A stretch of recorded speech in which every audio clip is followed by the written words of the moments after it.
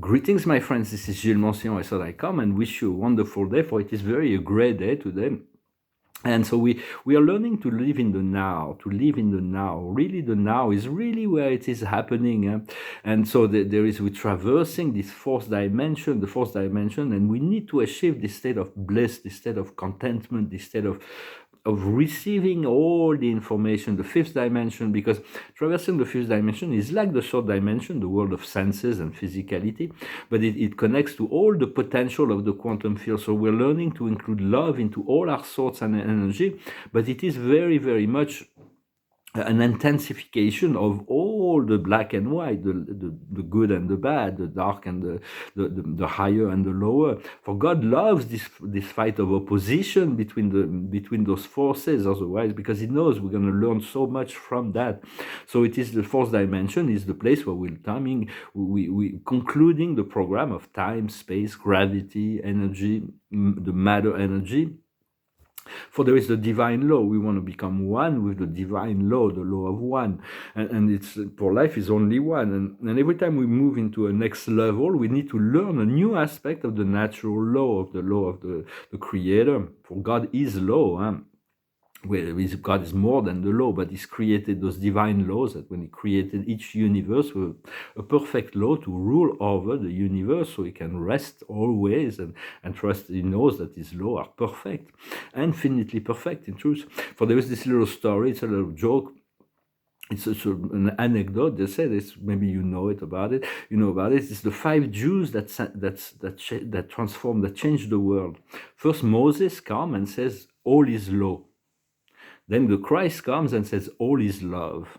Then there is Karl Marx that comes and says, everything is money. And then there is Sigmund Freud who says, everything is sex. And then Einstein resolve that equation and say, everything is relative. So everything is relative in this world. And so, but right now we are waiting for everybody's up there is waiting for the prime creator to give his lights, to give the go, to give the words for the galactic to come, and the Pleiadians are ready, willing, and able. They're going to be coming in down.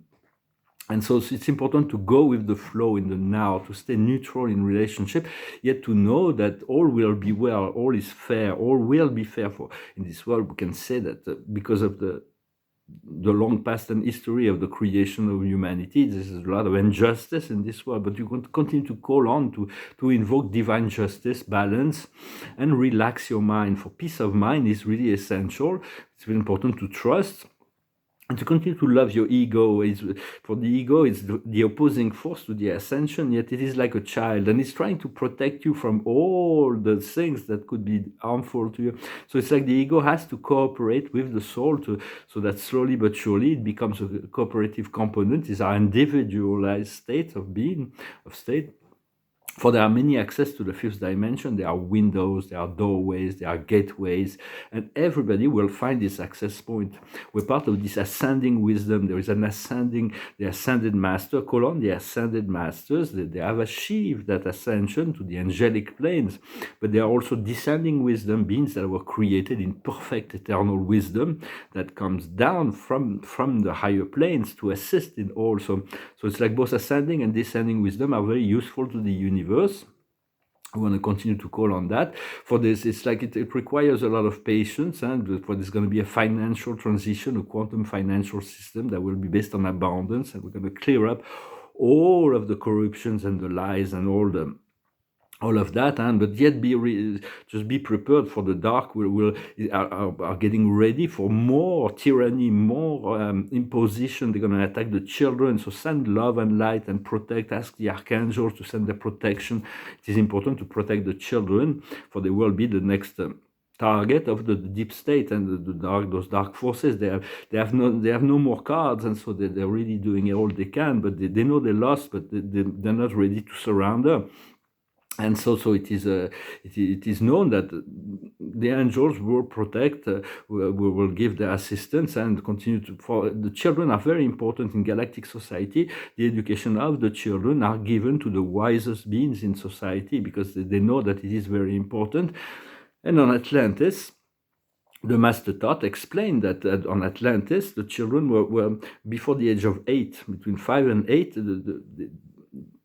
the wise men of that society could decipher which children are more advanced, more awakened than the others, and they would be given special education, and they would be trained to become the leaders of the future. For there's a whole remodeling of society that is in preparation. But just trust and continue to cultivate your connection and your sense of self. And to do meditation is very important to focus on the pulse. Everything is pulsing in this universe. So the pulse of our life is the heartbeat. So it's this pulse that is constantly beating, and we need to harmonize that pulse with the pulse of the planet, the pulse of the sun, of the great central sun, and the prime creator. For those pulses, when all the pulses vibrate in ever increasing frequency, we are able to align our energy with the creator. And there is a pulse that's kind of interesting to note is the pulse of the Phoenix. The Phoenix is the greatest interdimensional ship of our universe. It comes from Alpha Centauri. It maintains the 172nd dimension, and its commander is the Commander Soltec. I met Commander Soltec and invited for a lot of people. We all have to make reports to the Phoenix, but we don't remember. It's a huge ship. It's 8,000 miles in diameter. There's 2 million technicians that works, and they collect information from all over the universe, and they give it to the intelligent computer of the Phoenix that gives back a pulse that vibrates in all the DNA of all living beings in the universe. And the pulse was 4 times 20 for a very long time. And then when the ascension of the planet started, it moved into 9 times 9. So it's really a completion cycle. And once the Earth planet will have completed this ascension in 12th dimension, it is very likely the pulse of the Phoenix will change again. So we send greetings to all the beings that works within the Phoenix. They stand on the plane of the Most High and the constellation Father. For in the future and the most advanced civilization, it is the constellation Father, the Varonandek. They are beings of eternal wisdom that rule over the kingdom of man, the Most High. We send greetings to them, and we thank them for their eventual ability to rule over this kingdom here. And so I just wanted to come and wish you a good day. Talks about those little things. Continue to align with what you know is good, to the law of the one and the law of the creator, to submit yourself, to accept that the ego has to slowly but surely accept, to trust and to let go, and to trust the perfection of the source. And so I thank you for liking, sharing, commenting, and subscribing. And so I'm going to finish with a song. I already sang it, or if you don't have to listen to it if you don't want to, but it's going through my mind. Of course, everybody's free. We have to determine our freedom to see what makes us feel good. I'm going to work on my paintings today. Although it is Shabbat, it's a day that's completely devoted to the union and communication and communion with the Creator, for not to try to avoid anything else that is not to give this day to our great Creator, to dedicate this day and the celebration of that which is to come. For it is settled, because we do not have to be in the position to be already in where we need to want to be, but to be detached from outcome and the need for manifestation, because otherwise that creates resistance and tension. So it is a settled process. So this song talks about freedom and joy and to live in the glorious moment of the now. It's called The Wind of Change. I followed the Massa and down to Gorky Park, listening to the wind of change. An August summer night, soldiers passing by, listening to the wind of change. The world is closing in, and did you ever think that we could be so close like brothers? The future's in the air, can feel it everywhere, blowing with the wind of change. Take me to the magic of the moment on a glory night, where the children of tomorrow dream away. in the wind of change.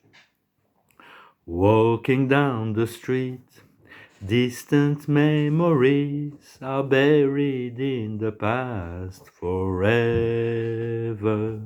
I follow the Masva and down to Gorky Park, listening to the wind of change. Take me to the magic of the moment on a glory night, where the children of tomorrow share their dreams with you and me.